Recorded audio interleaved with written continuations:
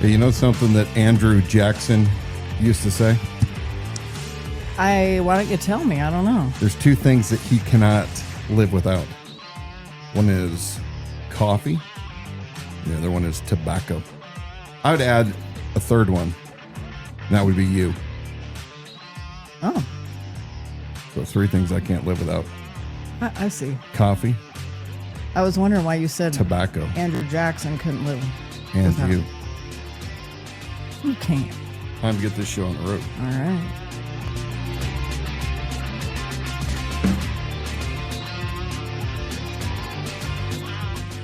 Welcome to the Liberty Without Compromise live stream broadcast. We are the only live, local, politically conservative, and liberty-minded broadcast in Kootenai County, where we expose the political power players, politicians, and the influencers. Who are those political influencers? We're your hosts, Dan and Dawna Wilson. I'm here to screen your questions and comments. We'll also be taking your calls during this program. The number is 208-366-4671. I'll answer the call. You'll hang tight until we bring you up into the program. If you don't want to do that phone call, you can always participate throughout the program by submitting your questions and comments right into the comment section on whichever platform you're watching. And it's very important that for those of you watching us live, you share this to your page or profile. Do that right now so we can have as many of you along for the ride tonight as possible. And, one more thing. Opinions expressed are ours only and not necessarily that of our advertisers, affiliates, or sponsors. And now, here's your host, Dan Wilson. I know. You have all been waiting patiently as we took last week off, but we are right back, right here in the saddle, Kootenai County, Idaho, Athol to be exact. This is the Liberty Without Compromise broadcast, and I am Dan Wilson. I ran for sheriff in 2024, was not successful, but the mission to proclaim liberty without compromise has not ceased. In fact, we are still growing strong, and week by week, our viewership grows. We are a independent broadcast network, if you will. Mm-hmm. I don't even know what you'd call it in this new internet age, but unlike some of the local KCRCC affiliate shows, yes, we don't ask you for money. We don't need your money, and we're not begging for it. We are Liberty Without Compromise, and we talk about all things in the spirit of liberty. John Locke, the founders, Montesquieu, the Bible. It's important not only in a national setting, but also in your local county. So we're so glad that you joined us tonight. Hello, everyone. Hello, Les. Good to see you. I figured I got to be on my best behavior because the last time we went live, my dad joined in on the program. He did. Yeah. So I'm a little bit concerned that he's gonna join again. He might call. I don't know. He does interrupt things sometimes. He doesn't always have decorum. Oh yeah, and then what if he calls in? He's a good guy. I'll talk to him. Wonder what he'd have to say. I love your dad. He is a good guy. Well, what happens when a sheriff who's already been in office for a couple of years has a tendency to cry over the weirdest things? We're going to show that, and we're going to show if it ties in later on to his inability to tell stories accurately when being questioned by other detectives. I know in the past we've shown a collage of clips of Sheriff Norris getting hyper emotional over seemingly inconsequential things. Doesn't really make sense. But we were kind of going back over one of those, and I was looking at that long form clip, and I'm like, we need to show this in its entirety in a place where he gets emotional, because the range of emotions don't match the setting or what was being said or any of it. So it's pretty wild. That's going to be a fun one to look at. I want to remind you that we're doing a giveaway on our website at libertywithoutcompromise.com. We've got the premium embroidered Liberty Without Compromise snapback trucker's cap. And your only way right now to get your hands on this is to enter that giveaway, libertywithoutcompromise.com. And how to enter is right there on the homepage. You just click the button, fill out the form. Easy. Mine's already broken in, finally. Yeah, it did take a little while. Took a little Amy Fonstrom just logged on. Thanks for joining us via Facebook tonight. She said she loves my dad. She met him once, and he's got a great sense of humor. He's a ventriloquist too. My dad, yes. He's a little ventriloquist. bit of trivia. And a puppet master. It's a good icebreaker sometimes. Although I don't think that he would appreciate Metallica's puppet master. No. Yeah. No, he's a pretty conservative dude. We were last week. We took an actual mini kind of vacation, but we went separate ways. Mm-hmm. You went and visited family. Yeah. We got kids scattered. We got kids scattered in different places. West Coast, East Coast, all over. I was able to visit some of the kids in Portland area, and that really filled up my heart last week. So I was glad to be able to get to take a few days off to do that. Yeah, it was good seeing all those pictures of you. I was with my long-term friend. Mm-hmm. I don't call them best buddies because men shouldn't have best buddies, but pretty close friend, brother. He and I went over to the coast and we visited one of my favorite cigar bars in the West Coast and a tiki bar. Yeah, and that's the only thing I'm jealous about is I missed that favorite cigar bar and a great tiki bar. Well, tonight after the show, we're going to each partake in Widow Jane. It's aged 10 years, very smooth. If you like whiskey, I highly recommend. And of course, Stella's. I thought it was going to be Stogay's. Stella Cigars. Get them while you can. Olmec by Foundation. AJ Fernandez, I believe his factory, one of his factories burned down. And so they're becoming hard to find, hot commodity. I'm going to smoke one after this as I enjoy a replay of this very broadcast. So again, Dan mentioned that we are a truly independent broadcast network and that we don't have money or funding coming in from any other source. But one way that you can, while we do not ask for your money and we love and appreciate your participation in the program, one way that you can help support the program, well, we've got a couple of things. One, there is Liberty Without Compromise gear available on our website. So we've got sweatshirts, t-shirts, tank tops, and we've got the Cowboy Liberty Without Compromise line. And then we've got another that just says Liberty Without Compromise, all different styles. You choose your color, male, man, woman, whatever you need, it's there for you. And other things like mugs and are we being woke if they sell unisex? Does that mean that we're buying maybe I was subconsciously trying to avoid saying unisex. So I'm like, for men we at and Liberty women. Without Compromise don't differentiate. You can get a unisex size. Oh. Although I found out that the unisex X large is never large enough. Yeah. Okay. Yeah. Because one size really doesn't fit all. No, we figured that unless out. You're lucky. Yeah. Yeah. Then you're lucky. Lucky likes to wear smalls. It's European. Now, the other way is these delicious midday squares. They are functional chocolate bars. This is a favorite for Dan and me. Once again, I ran out because I ate them all. You had the very last. He saved that last one. The very last one. The last one for me. And everybody who's gone back and purchased those, they've had raving reviews. We've heard only good things about these. So you can hit that, replace what you're doing with the sweet craving and the bad choices you're making and have this delicious functional chocolate bar. It doesn't mess up your stomach. Or as Dan said a couple weeks ago, it won't give you gas because it's not your typical protein bar. It won't. It's got real ingredients in it, but they're low sugar. So it uses real sugar, just low sugar. So it's helping you control the intake. So when I'm done yapping, I'll put the link to that in the comment section. You can click on that for 15% off of the midday squares. Yeah, they're delicious. And do you know what does have a lot of sugar in it? Oh, well, lots of things. Tiki drinks. Oh, yeah. Tiki drinks. Yeah, that's a once every so but often if you're choice. very selective, you can get ones with more rum content, less sugar. Oh. Something that those that are in the Navy probably would like. I don't know, maybe not today's Navy. So we have been discussing all the legal woes of Bob Norris in the Kootenai County Sheriff's Office. Of course, Bob Norris is already involved in a lawsuit for defamatory comments that he allegedly made last year at a town hall. That trial, I think, has been set for, or a hearing has been set next month. That thing is still ongoing.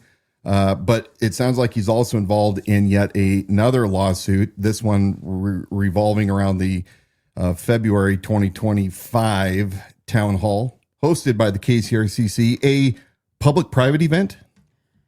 It's a new thing. It's a new category. They created a new category. Yeah. Yeah. Well, if you pull up that one slide, I did a tweet last week. My insiders at the Kootenai County Sheriff's Office command level sent me this important information, and I was the first to tweet it out. This happened last week. Breaking development. The entire Kootenai County Sheriff's Office, IT, and all county elected officials were just given a preservation/litigation hold order. So somebody has demanded that they preserve all their communications. And I think that is going to be fascinating when we find out what it is that whoever it is looking at and looking for. Now, that might be Wendy Olson, which is Dr. Bornpole's counsel for this lawsuit, the newest one that has been filed, or I should say it's a tort claim. So it's not technically a full-blown lawsuit yet. Or it could be the investigation that we have been told is occurring by the Attorney General, Raul Labrador. But I wonder at what point Bob and Brent Reagan, but more specifically Bob, starts getting really, really nervous. What do you think? It seemed to me that guy was really, really nervous a couple of years ago whenever you see him in front of people. And the example of that being the inability to control emotions. So whatever he was nervous about 2 years ago compared to in entirely different reasons today, I don't know. Can you imagine him on the stand? Well, I can imagine it a little bit because what we're going to show tonight. We got some insight and audio to an interview. Yeah. Yeah. Frankie, we miss seeing you as well. Yep. Hope you're doing well, and hopefully we'll run into you sooner than later. Linda, hope you are nice and tanned from your trip to the tropics. I envy you, kind of. I want to point your attention to an article that we published today on the Liberty Without Compromise website by our contributing author, Watchman Ministry, Slavery in the Modern World. You can view that over on the website. And then I'm scrolling here to the bottom to show that you can submit your comments and opinions on the bottom of this or any of the articles that are published to the Liberty Without Compromise website. So we encourage you to go do that. I'll share this link also again in the comment section, as well as other resources that we're using throughout the program tonight. And a reminder for those of you just joining us, you can give us a call. Try to stay on topic. If it's related to the conversation at hand and you're just dying to get in and comment on that, the number's 208-366-4671. I'll answer the call. You'll be on hold until I bring you up into the program. And you got to stay on task. That's all. Yeah. Mm-hmm. And if you're naughty, you get the end button. Yeah, we're pretty fast on that. So last we met with our friends that are live and those that listen later on, we were talking about local Asian massage parlors that were involved in risque business, albeit illegal activity from the looks of it, although nobody as of the time of this broadcast has been charged with any crimes. But one of the persons mentioned is a current KCRCC vetted and approved candidate for a current office.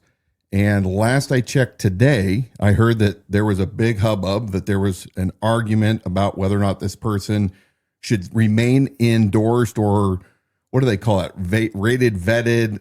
They don't call it an endorsement, but recommended. Mm-hmm. Whether or not that this person, because they had admitted to going to these massage parlors in the police reports, but they didn't participate in any sexual activity. The last I checked on the KCRCC's website for their recommended candidates, this candidate still was up. So I don't know what's going on, but it sounds like they're still backing this guy to the full Monty. I also heard that Nina Beasley is at odds with dear Chairman Brent Reagan, the powerhouse, the workhorse for Brent.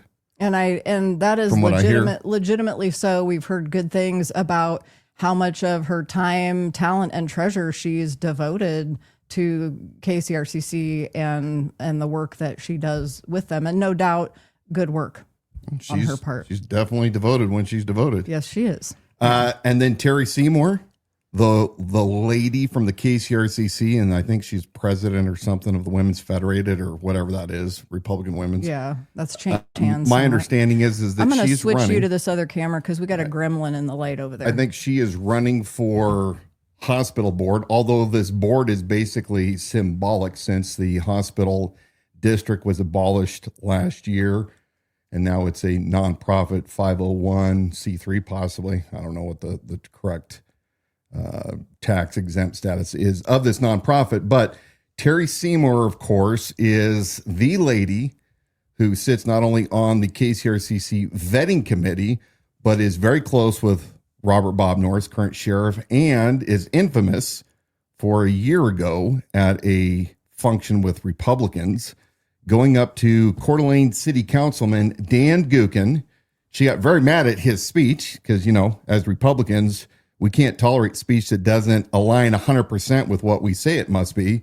And she went up angrily and violently, ripping that microphone right out of City Councilman Dawna's hands.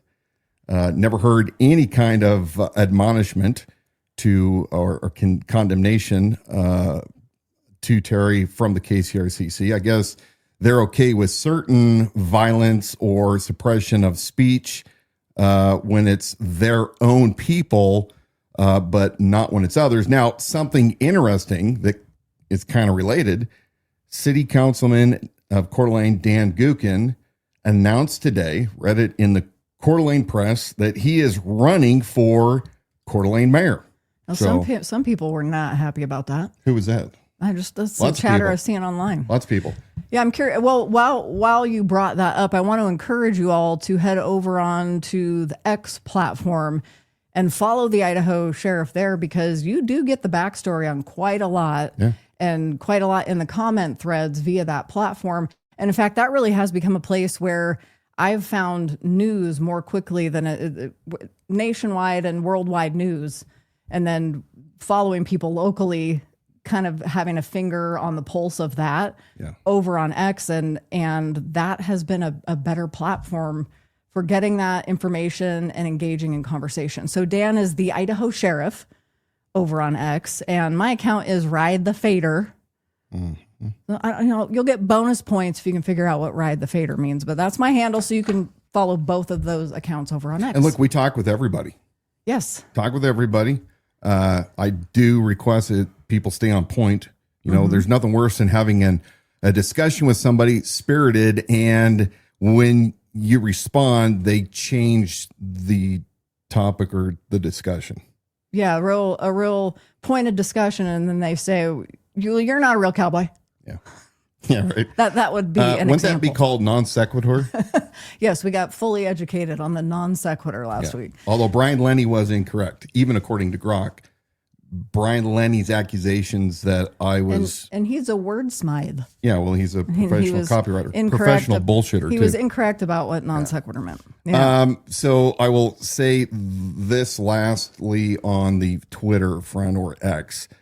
You want to go over there right now and look up Krista Hazel.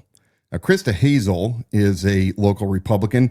She is not in the inner circle with the KCRCC. In fact, Brent Reagan, the chairman of the KCRCC, as well as the chairman of the Idaho Freedom Foundation, likes to continually dig at Krista.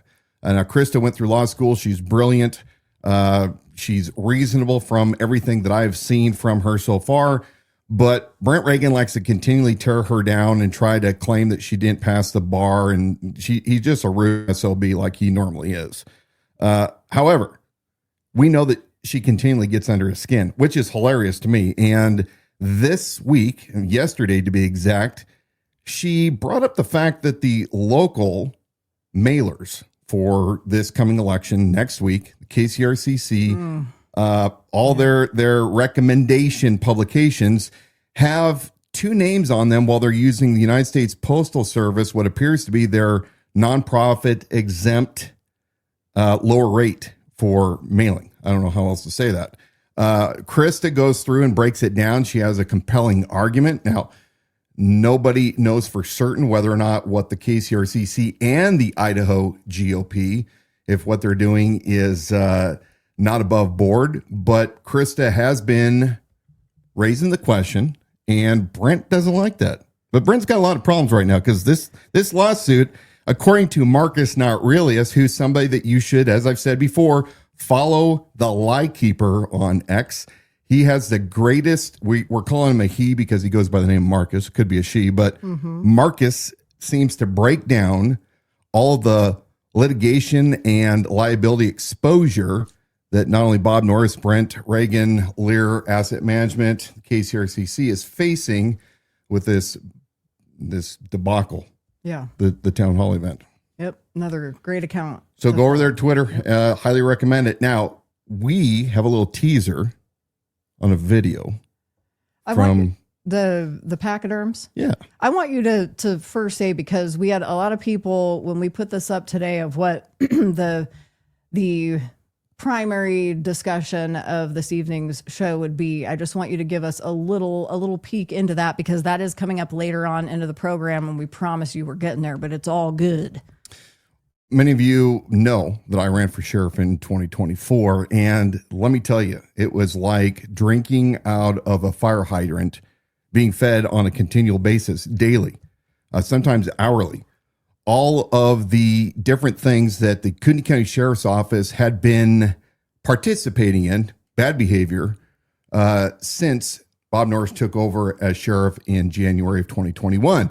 Well, tonight, we're going to talk about one of those incidents that should have your eyebrows raised.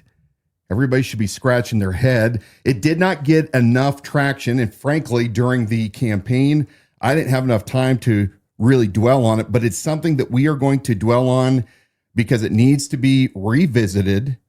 Those of you that voted for Bob Norris or support him, you need to have this rubbed in your face, because these are just a small accumulation of many events that we are all witnessing the instability of Sheriff Robert Bob Norris. And after this week, we have a guest that we're going to bring on that's going to break down a little more, but we're going to talk about this incident that involved a former Kootenai County Sheriff's deputy and Bob Norris and the giggling detectives, unprofessional detectives from the Idaho State Police. We're going to let you listen, and we're going to give you the resources where you can go and look up this resource as well. So that's kind of what we're going to be talking about for the majority of this, because it's quite lengthy. Yeah. And we encourage you, as you're impressed upon during these topics and you want to chime in, or you may have areas of expertise in interview analysis, and so you might have something to contribute to that conversation coming up. The number is 208-366-4671. And for those of you just joining us, a reminder, we are here live, so you can also put your comments and questions into the comment section and engage that way. And remember to share the program right now to your page or profile while we are live. So Bob Norris was doing a campaign event. This would have been back in earlier 2024. Yeah, it was right after I spoke at the Pachyderms. And so he was in front of the Pachyderms, and he was, they invited him after they had invited you to speak. And I don't know, I'm sure you had a fantastic time at your go-arounds with the Pachyderms. Yeah. Outstanding. So we're going to share this clip of... Now, he's around all of his friends. Yeah. The Pachyderms is largely the Kootenai County Republican Central Committee sycophants, those people that, either are current members with the KCRCC or they go to every event. And so you have the Pachyderms, the Reagan Republicans, the John Birchers, all these same people run around in the same circles. I don't even know if half of them have a job. Of course, many of them are retired, but these people are very familiar with Bob. They all call him friend. Yes. So he's among friends. In fact, you can hear in this clip Terry Seymour, who we just talked about a few minutes ago. She's Bob's biggest fan and his biggest supporter. Yeah. We're going to hear about that. All right, here we go. FOP 43, Republican women, but I'm an associate member. FOP 43. Republican women, but I'm an associate member. It is 2024. You can identify with anything you want, right? Some people even identify as an Idaho sheriff when they've never been a sheriff. It is 2024, right? I belong to North Idaho Patriot. I belong to Reagan Republicans, the Micah Flats Range, and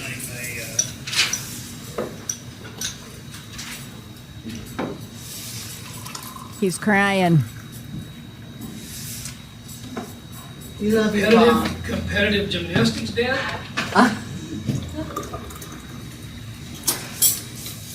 And a competitive dance dad. I don't dance and I don't do gymnastics. My kids do. So, and I'm a big fan of All right. So what was going on there? One second he's introducing himself. He takes a jab at you.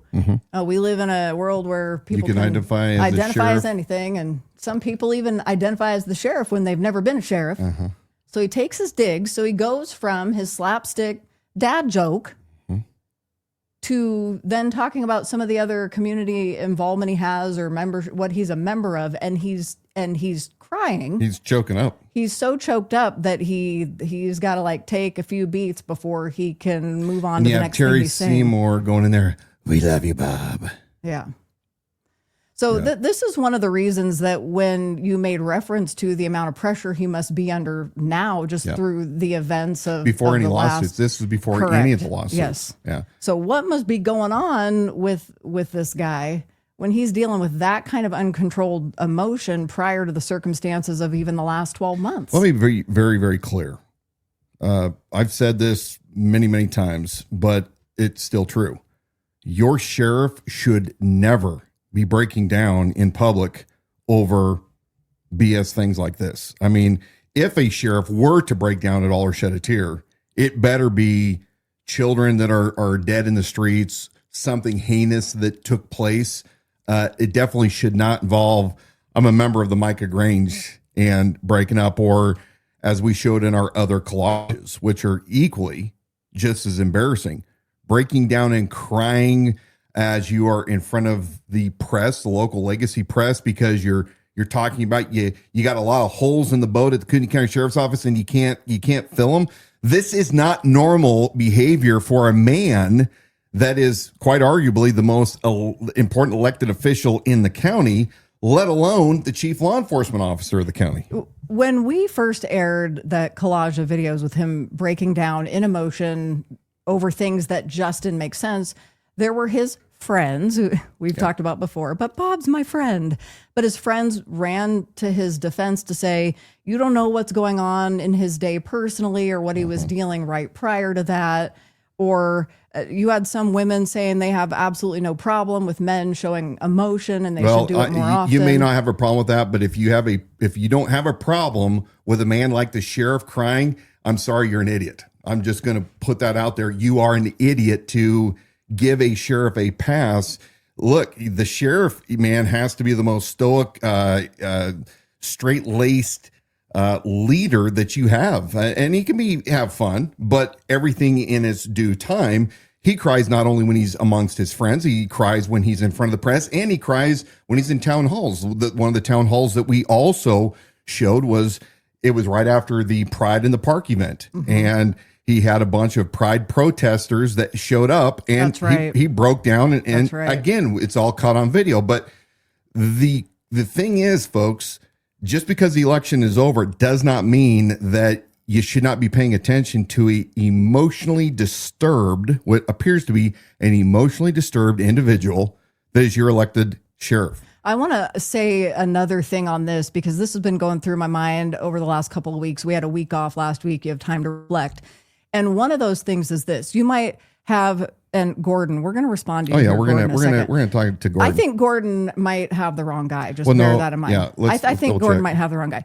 But Dan Wilson did not enter the race for sheriff with some kind of bone to pick with Bob Norris. He did not know who Bob Norris was. He saw Bob Norris in action at a town hall when we merely came as Kootenai County residents to say, we want to be involved politically, understand the political scene and climate, know where we might fit. How can we communicate with our representatives and legislators, get to know who they are and the matters that are important in this county. We merely showed up as residents to that. Mm-hmm. Yeah. And so and this is why this statement is important. Your observations on that day were just from that, from what you observed in that room. No backstory, no history. Now you are a learned man, so I know that you were aware of who's holding office and those things. But in terms of any kind of deep dive as to who these guys were and where they came from and what their agenda was, it was non-existent. Mm-hmm. And on the flip side, so you entered the race because you saw what was lacking, what was grossly lacking, and you saw the need. You did not have a personal bone to pick or to say, I'm gonna find every single one of these weaknesses and like go below the knee. Yeah. So today, fast forwarding to today, when we're talking about the highest elected office in our county, and this person is breaking down and crying over non-events. Yeah. Can't finish speaking because he's got to collect himself. These are things that were all observations post you entering the race, where you're given time to observe, collect information, and understand who Bob Norris was, who he was as a person, more about who he was as a leader. And all that came forward through that process were deficiencies. Now they came out and to attack you. Again, I mean, that's the counter argument in politics. This wasn't Wilson playing dirty politics when he had no personal agenda there whatsoever, but they came out of the gate making it personal and with a personal agenda. Why don't you go ahead and respond to Gordon? Eastman, if you're an actual real person, put up or shut up. I would say that you're full of cow manure. Now, just let's go here. Let's play to the least common denominator. Gordon, I think you got the wrong guy. Yeah, could be. I think you may have stumbled across Dan Wilson, who ran for Kootenai County Sheriff in 2024 against current Kootenai County Sheriff Robert Bob Norris. And so I'm going to give you the benefit of the doubt that Sheriff Robert Bob Norris may be the guy you're looking for. I'm not making any personal accusations. I'm just saying that may be who you're looking for, now, giving you the benefit of the doubt. If in fact you aren't confused, let me just be perfectly clear. You're an idiot. Flat out, you're an idiot. And I'm not going to waste any more time with you. He's trying to do the good work of the Lord. Okay. Well, okay. Much anticipated. The title of tonight's program. Yeah. Which I don't have written down.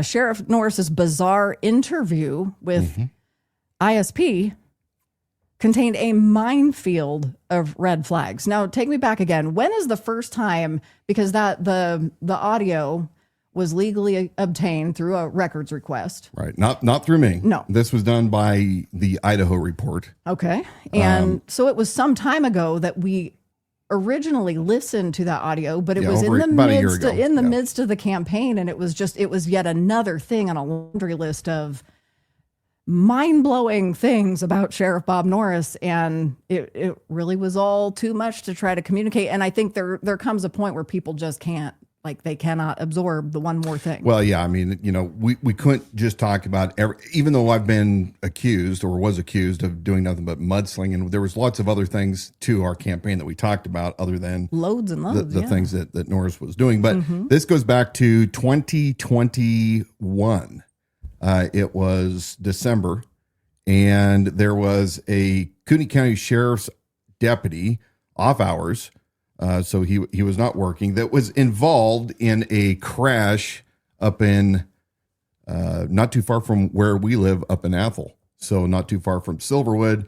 And the long and the short is Idaho State Patrol took primary for investigation. Kootenai County Sheriff's Office did apparently send a sergeant up. But where it gets interesting is the interview that Sheriff Robert Norris gave to the giggling Idaho State Patrol detective Beach as to the conversation he had with this deputy, who called him immediately upon crashing his vehicle. Later on, ISP reports that it was believed that this deputy off duty was highly intoxicated. We're not going to get into all the logistics of that. We'll do that at another time. But if you go to theidahoreport.com, theidahoreport.com, you can find this story and all of the public records that were obtained not only through the Shoshone prosecuting attorney's office, but also through the Idaho State Patrol. So tonight, we're going to focus on the interview. I don't even know if you call it an interview, the storytelling hour. LeVar Burton, Rainbow. What is it? Reading Rainbow. Reading Rainbow. Reading Rainbow. It sounds like a Reading Rainbow event for those of you who grew up in the 70s and 80s like I did. And I don't know, as a cop for 12 years, it's the most bizarre interview that I've ever witnessed. Yeah, we sat down and listened to it together initially, like you said, probably about a year ago. And I just, at the time, like, there are so many red flags in this, but I'm not the expert to sit here and analyze what somebody's saying, why they're responding the way they are. But you just kind of know through life experience and having learned those things. But to be able to get those thoughts out of your mind and then share them as to why you're like, okay, this is severely messed up. I see all kinds of red flags in what I perceived as being deception. So when this came back around again and we were listening to it the other night, like, we need to tackle this more bit by bit. And I think most of you don't know that this incident ever happened, or that this interview between Sheriff Norris and ISP ever took place, and that it's available for public consumption because it's pretty messed up. Well, let's go ahead and listen to this because it's all about the instability tonight. We're talking about the emotional, perceived instability, untruthfulness of Robert Bob Norris. You guys listen, and we're going to discuss what we hear. We're looking forward to hearing what you have to say about it, too. Case number 213216. There. It's February 3rd at 15:09 hours. All right, so I honestly just have very few short questions. Obviously, we're talking about Deputy. Correct. He's a deputy, right? He's not detective? Correct. Okay. Yep. So first off, can you tell me when he called you? Yes. So it was December 23rd, a little bit after 5. I had my 2 daughters, and I think it's important for context of, Right. you know, so I have my 2 daughters, my son, and my wife. We were in the car, and he calls me, and, you know, it's 2 days before Christmas, and I pick up the phone, and he goes, dude, I just totaled my car. And I was like, oh, you mean tell me you lived here all your life in this California that just comes up here a few years ago, can drive? And so it's kind of a jovial, you know, I was kind of harassing him that he can't drive. And Sure. It was kind of like, I can't believe, you know, you did this, and boom, boom, boom. And I said, hey, honey, Jason, he crashed his car, and he doesn't know how to drive. And she may have had some comments. And then the conversation progressed, and it got to the point where I said, well, something triggered based on some conversation or a statement that he said, that it may have happened more recent than just like a few hours ago, right? So I said, well, when did this happen? He goes, well, it's just happened just now. I go, what are you talking about right now? He goes, yeah. He goes, it just happened right now. I go, bro, you need to get off the phone. And if you're hurt or anybody else is hurt, you need to make sure that medical attention is coming to your location. I go, number 2, and then he said, well, nobody's hurt. I said, well, number 2, you need to call dispatch, because if somebody's rolling code 3 to your location and hurts themselves, that's not good. Right. You know, so I said, you need to get off the phone and do those things. And so, boom, he hangs up. We were going axe throwing, so we had kind of, and I don't really know specifically, you know, but I know that the first phone call was on the way there, and then it may have been in the parking lot where we finished, and then my family and I went in to do the axe throwing. Right. And then a few minutes later, he calls me again, and He called you twice. Yeah. Okay. This time it gets a little more inquisitive, where I'm feeling a little bit more uncomfortable. What? How long was between the first call and the second probably call?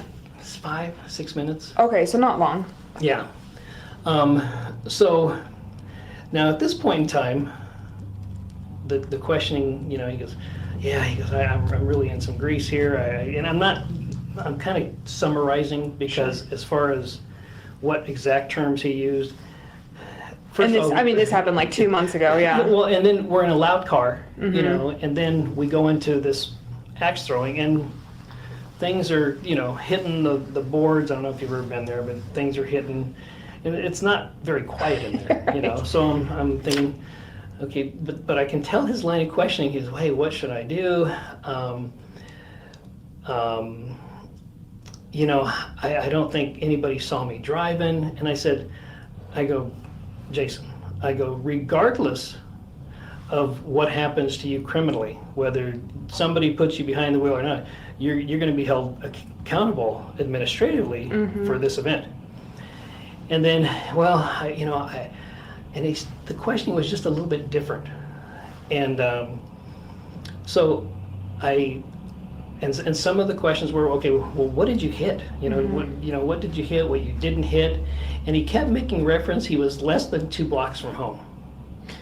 And I don't know. He just says, well, I'm less than 2 blocks from home. I'm less than 2 blocks from home. And then I'm getting to the point in the conversation that he's probably been drinking. I don't know what he hit and what he didn't hit. And at some point in time, I said, Jason, you're asking me these questions, but I'm not there. I wasn't out drinking with you. I wasn't with you when this happened. I don't know these things. Okay, we're going to stop this. You're going to here. have to make that evaluation assessment on yourself. I said, okay, hold on. Just a second. Okay, so part of that is because we're screen sharing. I don't have the video loaded into the program. And I didn't know how to stop. Okay, That's so okay. here's what we've got. We have Sheriff Norris going in for an interview, or the detectives came to him, uncertain the location, but to interview him about this deputy that was involved in this crash. And Norris admits to getting the call, and he's talking with him, and then he's kind of joking with him, saying, well, I can't believe that you don't know how to drive. And then after a while, it becomes kind of obvious to him that, maybe he was involved in an accident that just recently happened. So you have a 30-year career cop. That's all bundled up into the Colonel of Kootenai County, Bob Norris. High-speed Los Angeles Sheriff's Department, and he's talking with Jason, as he says in this audio, Deputy Jason, who he doesn't realize is intoxicated when he's calling him. Now, let's talk a few other things.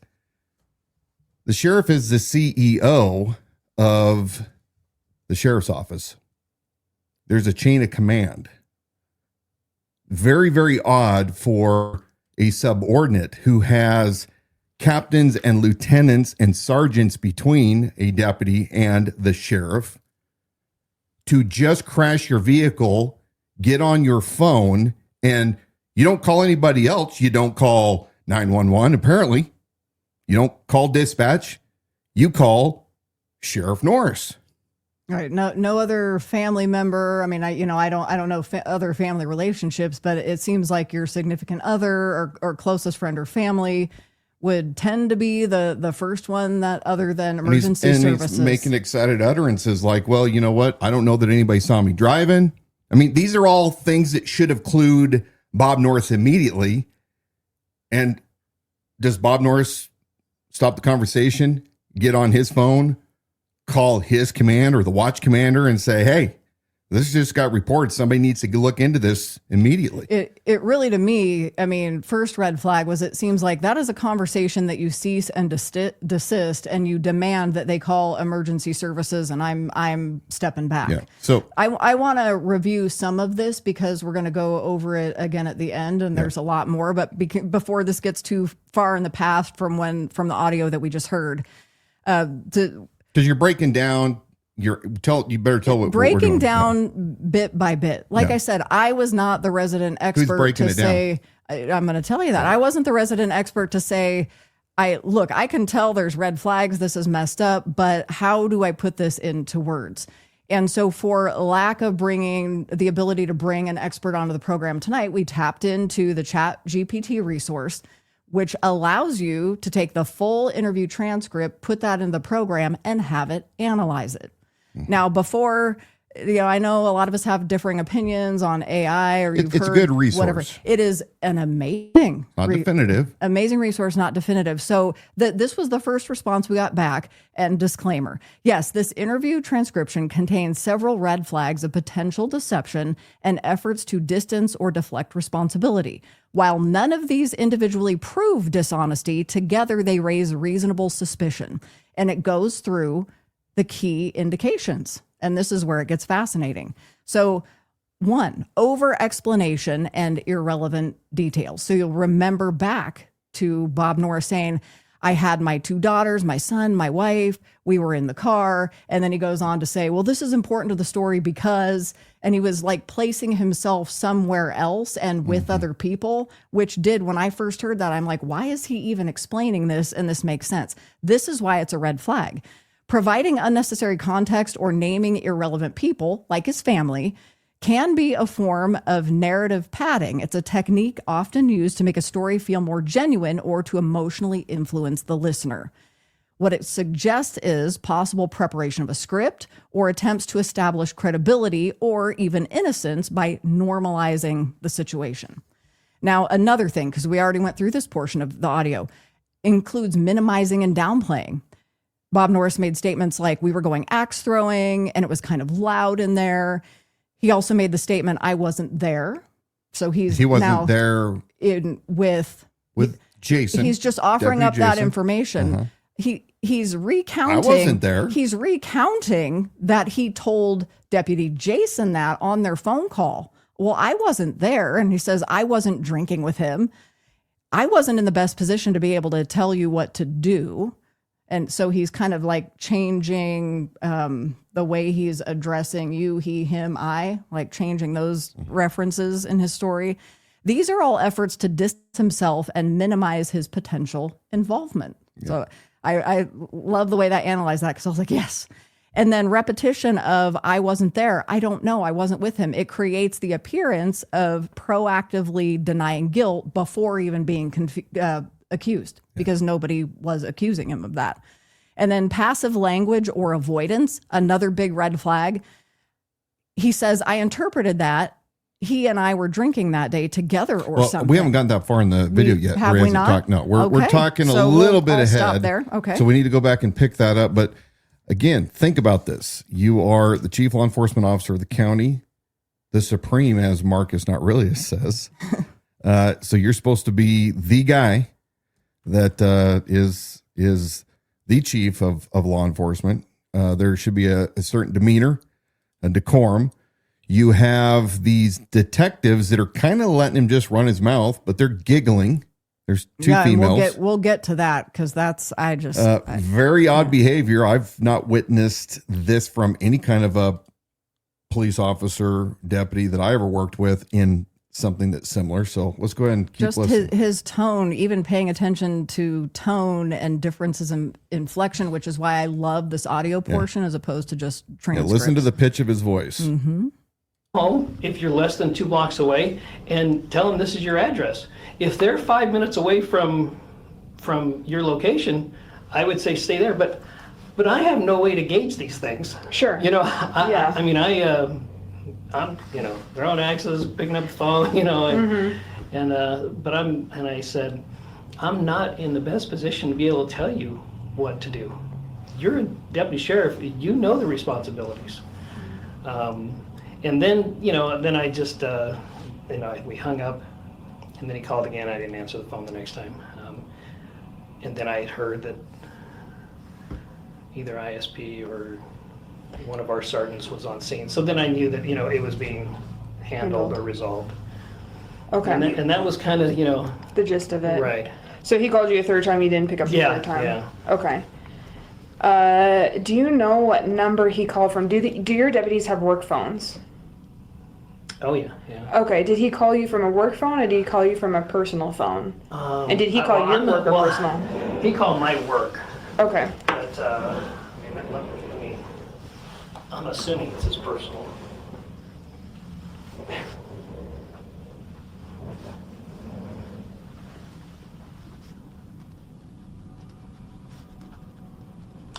He called. Did we lose it? Oh, Sure, if that's his personal work. You know what? I guess I could. It's hard. It's okay. It's hard to tell. On our Right. phones, I can understand that. Did he text you anything, or did he just call? No texting. Okay. Is it normal for him to call you? Oh yeah. Okay. Well, I wouldn't say. Well. I don't know how your chain. I don't know how your chain of No, command it's not works. normal, but. Yeah.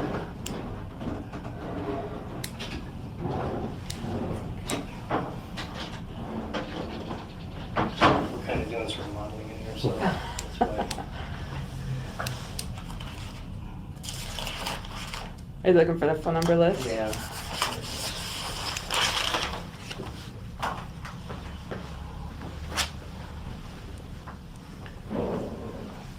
And did he know that you were off that day? Well, I don't know if I'm ever off, but I mean, that's fair. but certainly I am not in his chain of command for Sure. any type of notifications. Right. And nor was I with him at any point in time today. Right. Though, what kind of, led me to believe that the questions were just a little bit. I interpreted it that he and I were drinking that day Ooh. together or something. Oh, that's the way he was talking. Yeah. And I go, well, why are you asking me for advice and asking me questions? I go, I'm not with you, nor was I with you. I don't know what the circumstances of that incident are. Yeah. I go, I don't know if in my head, I'm interpreting these things. If you hit, what did you hit? Mm-hmm. Did you hit a person, not realize you hit a person? What was your initial point of impact? Mm-hmm. Or was it just a slide Now off? let's go ahead and put this on But pause I again. wasn't in a position to. So a couple things again. You're hearing him, and he's given a lot of information. He's not really answering direct questions that the detective's clearly not guiding this interview. no. And Bob is he's just kind of storytelling. free. Yeah. And she's letting him talk. Doing a free for all. A couple things. Doesn't ask Deputy Jason right off the bat. You suddenly realize that your guy is involved, and you think that he might be drinking. That's what 30 years in Los Angeles does. I'm certain that Captain Mike Bauer would have been far quicker on the uptake on that one. But think about what he says. Doesn't ask if anyone's involved. Very first thing, sheriff doesn't say, did you hit anybody? Was anybody in the vehicle with you? Have you called it in? Doesn't ask those questions. He goes on later and says, well, I'm thinking it in my head. Did you do these things? But at any time, did the sheriff, the career lawman, the one that we were told was the most experienced guy for the job, did he call the watch command? Did he call 911 himself? Did he call any of his command to say, hey, why do I have a deputy who's intoxicated and just indicated that he was involved in a collision with his personal owned vehicle? Why is he calling me before anybody else? That's what, and that my point to earlier, if you're on the up and up, that is the absolute next thing that happened, not engaging on that phone call and then retelling this story to He never asks him, were you drinking? He doesn't ever say, hey man, were you drinking? It comes up later, but the very first thing that he goes to, he says, well, I heard, maybe that ISP or a sergeant from Kootenai County were up there. Now, if it's your own guy, you definitely want an outside agency to take lead, but you probably would want a representative from the KCSO up there. A sergeant did go, and I'm going to tell you, this sergeant, We're going to jump ahead just a little bit here. We'll talk about this later. If you go to the IdahoReport.com, you can look up this story on the... And I did put that link in the comments section. You can find that there to This click sergeant later on refused to give his body-worn camera video and his reports for this incident to the Idaho State Patrol.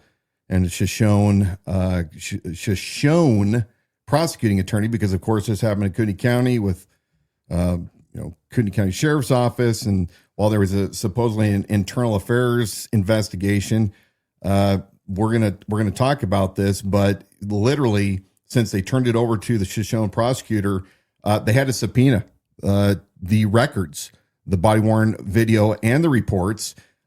Even with the subpoena, they still defied the order. That's something else. That sergeant went on to become a lieutenant. Lots of things here that are just flat out not right. But you don't call anybody as a sheriff to go, okay, I'm out with my family, I don't want to be dealing with this, but I'm gonna right now call somebody and make certain, sure as hell, he's up there dealing with this. Because if it's one of our guys, this reflects badly on the entire organization, the trust that the people have put into the Kootenai County Sheriff's Office. And he just kind of acts like, well, I'm going to go back to throwing axes, and I'm going to, not answer his next call. But it's not normal, folks. This kind of behavior is not normal. So another thing that we can break down in what you just heard, another red flag, is that passive language and avoidance were included in Sheriff Bob Norris's responses, or storytelling, as we might want to call it, in this so-called interview with ISP.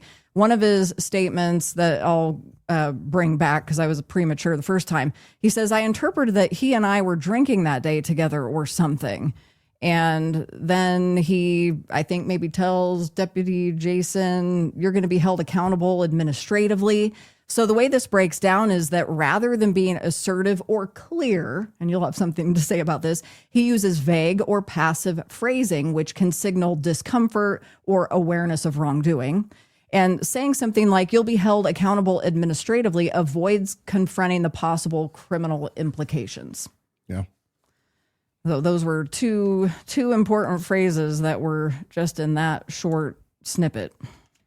And we got more here. This is odd. And it's odd even listening to the detective really not taking any kind of control, not asking direct questions, just kind of letting him freeform whatever he wants to say. Mm-hmm. And we know because it never improves. How far are we into this? We're getting there. I can't see it just at the second. You ready to continue? Yep. Okay. Couple of steps here. Get that evaluation. Right. He, on the scene, is the best person to do that. And do you know how long he's been working with you guys? Oh, about 25 years. Sounds about right. Okay. No, he's not a, He's not new. 2-year employee, that's for sure.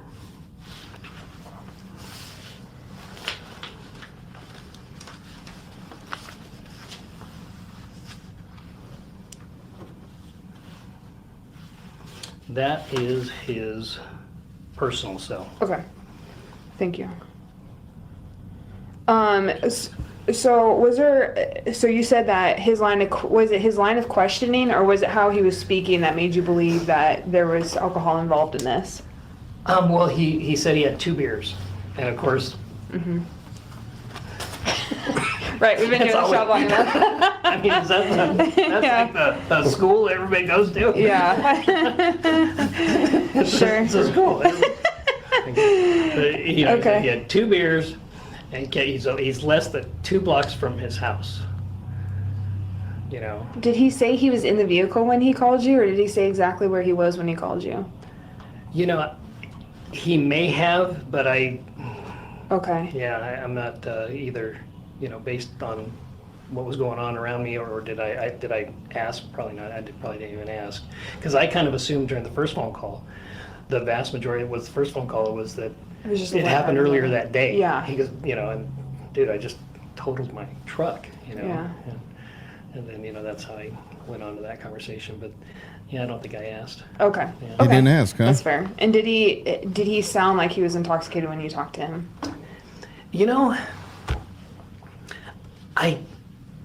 I believe that I could detect some slurred speech. Okay. But like I said, that first initial phone call, it was kind of, I was going to be on the phone for a couple minutes. I had other things I had to Sure. do, and I really didn't give it that assessment until I asked him, hey, when did this happen? Oh, it's happening right now. Get off the phone. Make sure anybody needs medical attention. And 2, call dispatch because we don't want somebody getting hurt. Oh, now he's Rolling changing your the code story.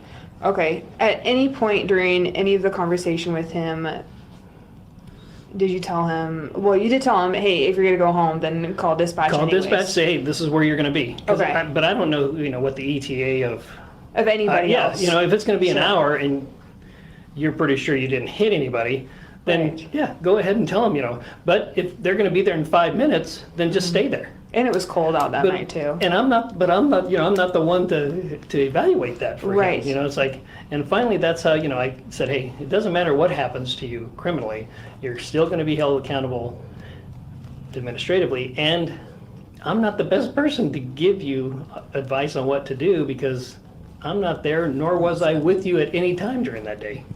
Correct. All right. I guess those are pretty much the things I need to clarify that you told him, call dispatch. And if he were to go home, again, he needed to call dispatch and let them be aware of that.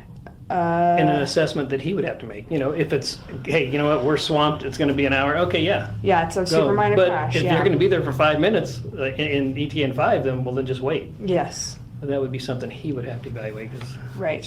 I totally agree with that. Any questions you can think of, Leslie? Nothing. All right. That's all I got. all right. Thank you. So a couple things that really stand out to me as we're wrapping this up. The detective, the Idaho State Patrol detective, Sir. is she acts like she's starstruck. Mm-hmm.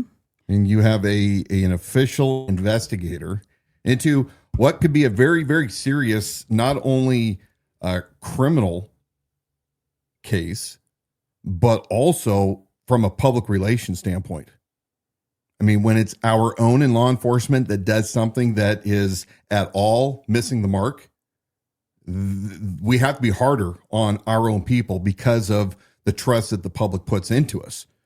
And I think it's odd that you have this detective with Idaho State Patrol giggling and acting like, oh, yeah, I just, these are the things I wanted to get clarified, and Right.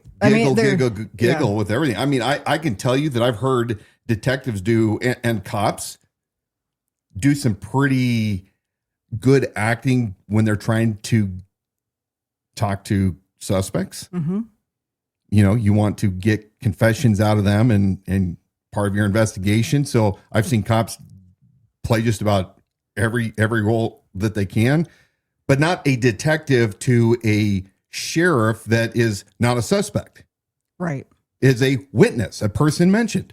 Right. So you could deduce from that she's not engaging in a role of giggly school girl to That's like we're talking elicit at the some bar. kind of We're talking response at the out bar. of We're him. giggling. Oh, they always say two beards and look, even the way that she concludes, I mean, there didn't seem to be any substantive type of questions. She didn't drill down into really much of what he said, and he said a lot. He said a lot. He changed his references. He'd answer. There was one specifically, does he call you all the time? Yes. Well, no, not really. And again, we'll have this full transcript. You've got all the links in the comment section to rewatch that video. And then I will be making the full transcripts available with then also the analysis that goes with that. And I'm just going to say the last thing that stands out to me. Well, you're acting like we were drinking together. I mean, how would I know that? Right. Do you think that really occurred in the phone conversation when he's talking to Deputy Look, Jason? I can tell you So that you're talking, I call you, you're talking to me right now and insinuating something. And I say, well, you don't even bring it up. And I said, well, you're acting like you think we were drinking together. I wasn't with you. I wasn't even with you at all today. Weird, huh? You know, I have a 3-year-old grandson that utters very similar type of responses. And they actually think they can get away with it at 3 years old. A lot of red flags, memory qualifiers, and hedging. Well, he says, I don't really know specifically. He may have. Well, I probably didn't even ask. He said, I'm kind of summarizing. These repeated vagueness or qualifying memory can indicate deliberative evasiveness or deliberate evasiveness. These phrases show an unusual level of uncertainty, especially for a law enforcement officer recalling a serious event. And that, again, comes into play when we're talking about the giggling that was taking place through this interview. Defensive justifications. Bob Norris says within this interview, I'm not the best person to give you advice. He goes on to say, you're a deputy sheriff. You know the responsibilities. And I had other things I had to do. These are deflection tactics, suggesting he's trying to shift the burden of responsibility back to the subject of the investigation.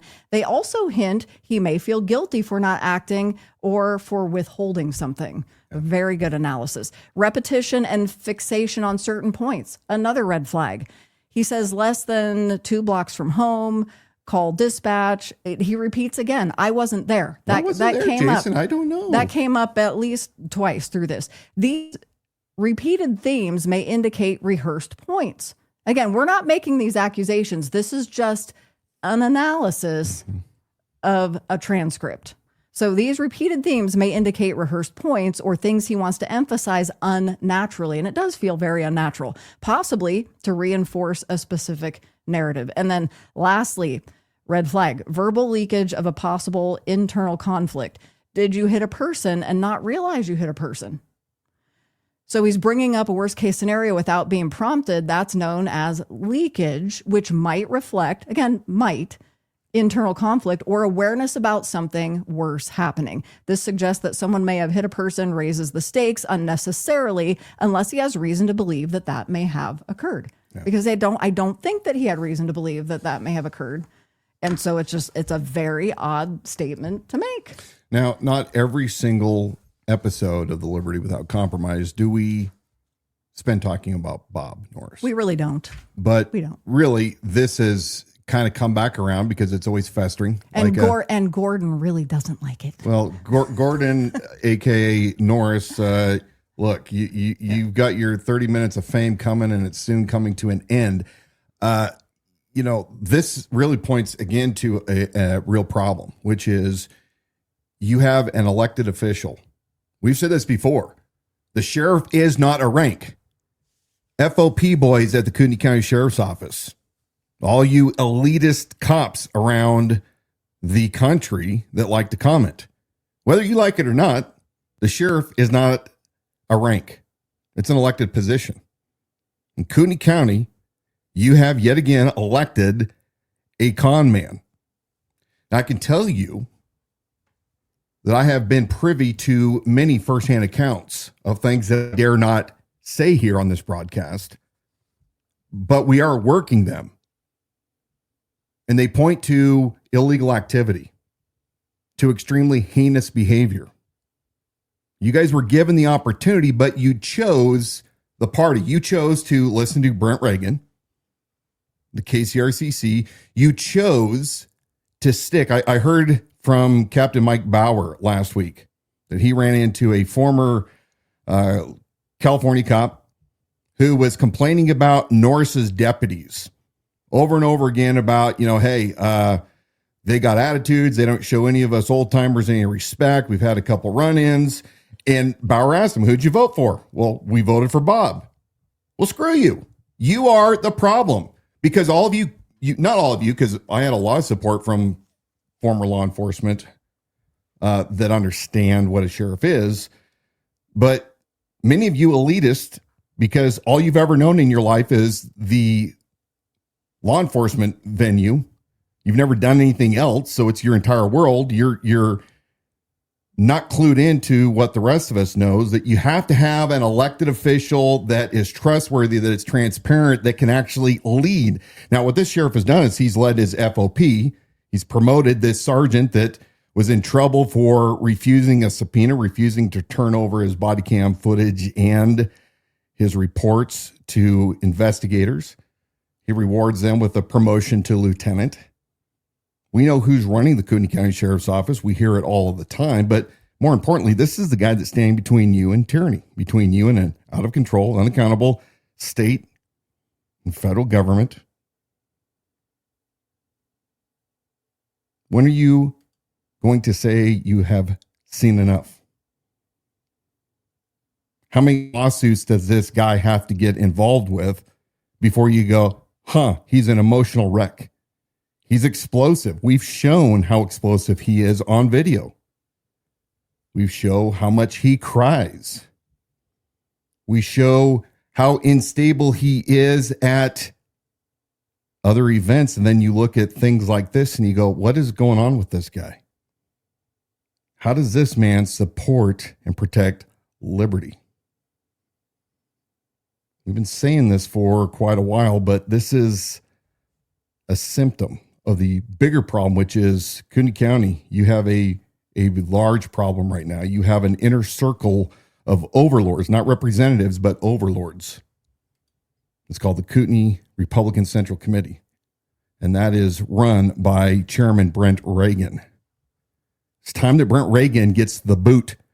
It's time that the Republican Party once again brings in all Republicans, does what our founders wanted, which is they didn't want any one group having complete control, but they wanted there to be barriers. They wanted government to work slow. They want checks and balances.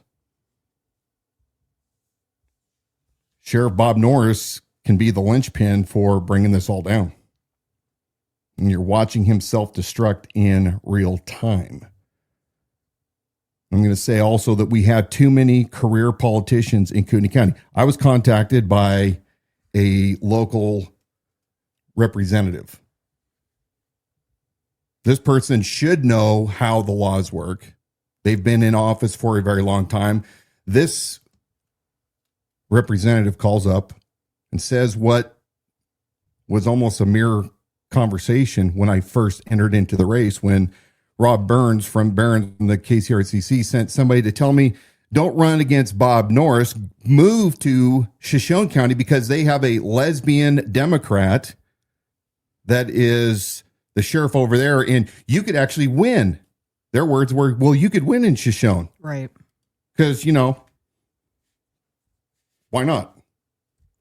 And I said, look, I'm not looking to be a politician, never was. I was looking to right a wrong, which once I got in, I realized it wasn't just Bob Norris, but there are many of you representatives out there. You're nice people. I'd sit down and have dinner with you. I'd have a drink, have a cigar, but you've been in there too damn long. You're career politicians. You are not that special. You are not that invaluable that you don't need to keep running. And I don't want to hear your bull where you're saying, well, they don't pay us much. We just want to serve. We're no. Some of you may want to, but doesn't mean that you should be there. And this is the problem that we have in North Idaho. If we are going to keep a conservative Idaho that allows people to live with liberty without compromise, then those of you who say that you love the Constitution, that you lean towards the Constitution party, you need to start digging in and kicking these people out. If you've served more than 8 years, you need to go. You need to take a break. You need to let other people come in, go back to being a farmer like Washington. Mm-hmm. Do something like that. We're going to go to our final quote of the week from founder Thomas Jefferson, because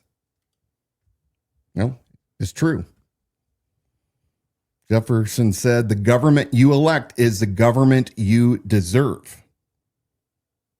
And many of you out there are saying, well, we love government here. We've got all Republicans. We're all right wing. But we know that we have unsecure elections in Kootenai County. It's been identified. We're using machines. In the next couple of weeks, we're going to have Teresa Roth on this show, who has done a lot of work trying to expose all the vulnerabilities in our election process right here in Idaho. You may think that we don't have any election issues because your guy is currently in office. But wait, any Republican who calls himself a Republican that does not make this a priority and listen to the experts who have a compelling argument as to why our elections are not secure, then you're part of the problem.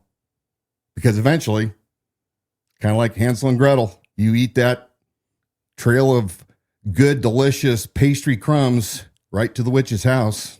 And when you're fat and tired, that's when they'll come and grab you. If we want to survive in this state, we need to get fresh blood.